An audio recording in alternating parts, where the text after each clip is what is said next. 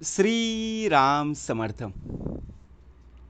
समर्थांनी एक सुंदर असा बोध आपल्यासाठी प्राप्त करून दिलेला आहे.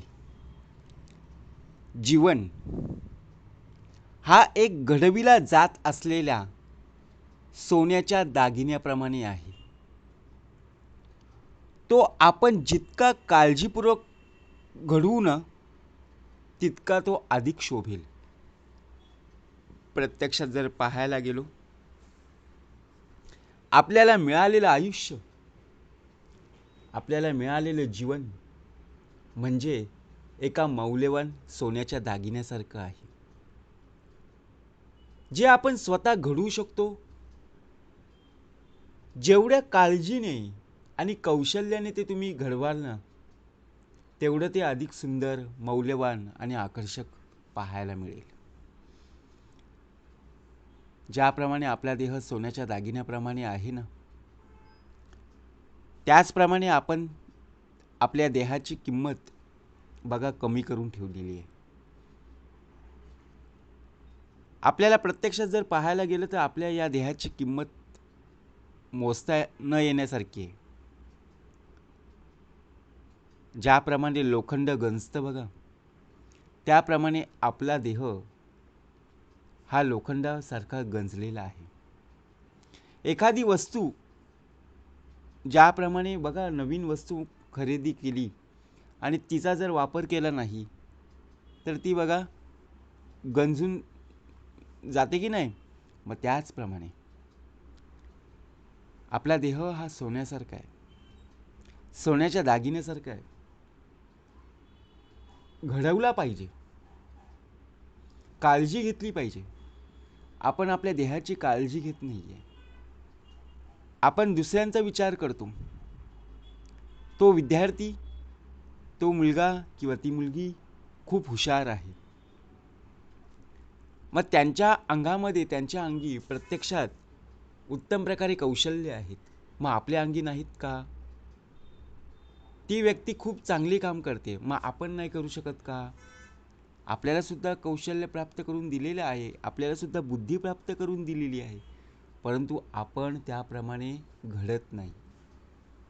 घडलं पाहिजे. जीवन म्हणजे सोन्याचा दागिना का म्हटलेला आहे? जीवन हे जन्मजात मिळालेली एक अनमोल वस्तू आहे. जसं सोनं हे मौल्यवान आहे, तसं सोन्याचा भाव आता बघा प्रत्यक्षात किती वाढलेला आहे. तसा आपल्या हा देहाचा जो भाव आहे ना, प्रत्यक्षात केव्हा वाढलेला पाहायला मिळेल? ज्या वेळेला तुम्ही उत्तम प्रकारे कार्य कराल तेव्हा. ज्यावेळी तुम्ही उत्तमाचं कार्य कराल ना, त्यावेळी लोक तुमची किंमत करतील, तुम्हाला विचारतील. पण जर तुम्ही एखादं कुठलंही कार्य केलंच नाही, आळस बघा, प्रत्यक्षपणे कामचुकारपणा जर तुमच्या अंगी असेल तर लोक तुम्हाला विचारणार सुद्धा नाही. मग आपण कितीही जरी श्रीमंत असलो तरी बघा प्रत्यक्षात आपल्याला कोणी विचारणार सुद्धा नाही. मग आपण विचार करू, अरे माझ्याकडे एवढी संपत्ती आहे तरी लोक माझ्याकडे का नाही आहेत? कारण आपल्याकडे आळसपणा आहे, कामचुकारपणा आहे. हे नसता तर आपल्याला विचारलं असतं. मग घडवणं बघा, प्रयत्न आणि कौशल्य. ज्याप्रमाणे दागिना जसा घडवला जातो ना, तसं आपलं देह हा कर्मांनी आणि विचारांनी, प्रत्यक्षात शिकण्याने आणि अनुभवांनी आपलं जीवन घडवलं जातं. मग विचार जर केला, आपल्या कर्मांनी आणि आपल्या विचारांनी जर जीवन घडत असेल तर प्रत्यक्षात आपल्याला आपले कर्म हे उत्तमाचे असणं गरजेचं आहे. काळजीपूर्वक आपण आपला देह हा घडवला पाहिजे. आपल्यामध्ये सकारात्मक ऊर्जा, सकारात्मक कार्य असणं गरजेचं आहे. घाई गडबडीत किंवा निष्काळजीपणाने दागिना जर आपण घडवला तर तो बघा खराब होऊ शकतं ना. त्याचप्रमाणे आपले जीवन हे चांगलं जगण्यासाठी आपल्याला योग्य निर्णय घ्यावे लागतात. जर आपण बघा योग्य तो निर्णय घेण्यासाठी घाई केली, गडबड केली, तो निर्णय बघा चुकीचा ठरत असतो आणि शेवटी मग आपल्याला पश्चाताप होत असतो. मग असं वाटतं की अरे हा निर्णय जो होता तो चुकीचा ठरला, कारण आपल्याला जे कार्य करायचं होतं ते आपल्या हातून केलं गेलं नाही आणि निर्णय आपण बघा घाईघाईत घेतला की नाही. मग त्यामुळे काय झालं की जीवन चांगलं होतं, जीवन चांगलं जगण्यासाठी निर्णयसुद्धा उत्तम प्रकारे घेतला, परंतु तो घाई गडबडीत घेतला. मग मेहनत नक्कीच करणं आहे, चांगले संस्कारसुद्धा आपल्याला असणं गरजेचं आहे. आणि कोणाच्या हातून चुका होत नाही हो. आपण काय विचार करतो, अरे नाही माझ्या हातून एकही चूक होता कामा नये, असं होऊच शकत नाही. उलट चुका झाल्या पाहिजे. ज्यावेळी चूक होते ना त्यावेळी मनुष्यदेह सुधारला जातो. प्रत्येक वेळेला बघा पास झालो त्यावेळी अभिमान येतो, परंतु एकदा जरा कमी मार्क मिळाले ना, मागचा विद्यार्थी जर पुढे जात असेल ना, तेव्हा अजून अभ्यास करायला आपल्याला काय प्राप्त होते, सकारात्मक ऊर्जा प्राप्त होते. बरोबर की नाही.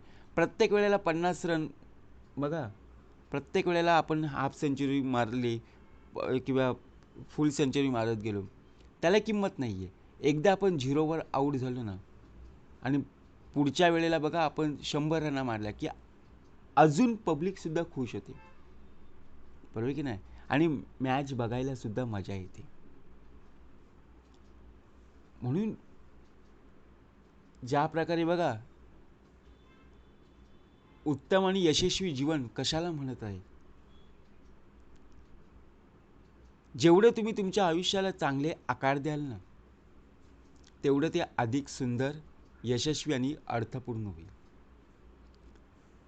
आयुष्याला चांगला आकार द्यायचं म्हणजे काय, पट्टी पेन्सिल घेऊन बसायचं का? नाहीये. प्रत्यक्षात जर आपण पाहायला गेलो ना, आपलं जीवन हे आपल्या हातात आहे. दुसऱ्यांच्या हाती देणं हे चुकीचं आहे.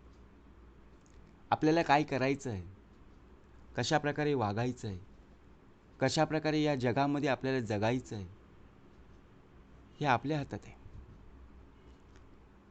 यशस्वी आणि आनंददायी आपले जीवन जर बनवायचं असेल तर आपल्या कृतींवर, आपल्या कर्मावर अवलंबून असणं गरजेचं आहे. म्हणून भाग का दिला, अनमोल मूल्य, अनमोल वस्तू ज्याप्रमाणे आपल्या बघा प्रत्यक्षात कपाटामध्येच असतात ना. जेव्हा एखादा कार्यक्रम असतो तेव्हाच आपण परिधान करतो ना. मग तसंच आपला हा देह ज्या वेळेला बघा आपल्याला कोणी विचारलं तरच आपण जातो ना. जर आपण उठल्या सुटल्या एकमेकांच्या घरी जर जात असलो तर आपल्याला कोणी विचारणार नाही. बघा आपल्याला कशी किंमत असते. ज्या वेळेला एखादा कार्यक्रम असेल त्यावेळेला बघा आपल्याला कोणी आमंत्रण दिलं असेल त्यावेळीच आपण जातो ना. मग ज्याप्रमाणे आपल्या आजूबाजूला शेजारी असतात त्यांच्या घरी जर आपण दररोज जात असू तर त्यांना कंटाळा येईल. कारण का भाग दिलेला आहे, आपला देह हा सोन्याच्या दागिन्यासारखा आहे. प्रत्यक्षात आपल्याला घडवायचं आहे. जर आपण दररोज त्यांच्या घरी गेलो तर आपण आपला देह हा सोन्याच्या दागिन्यासारखा नाही तर लोखंडासारखा होऊ.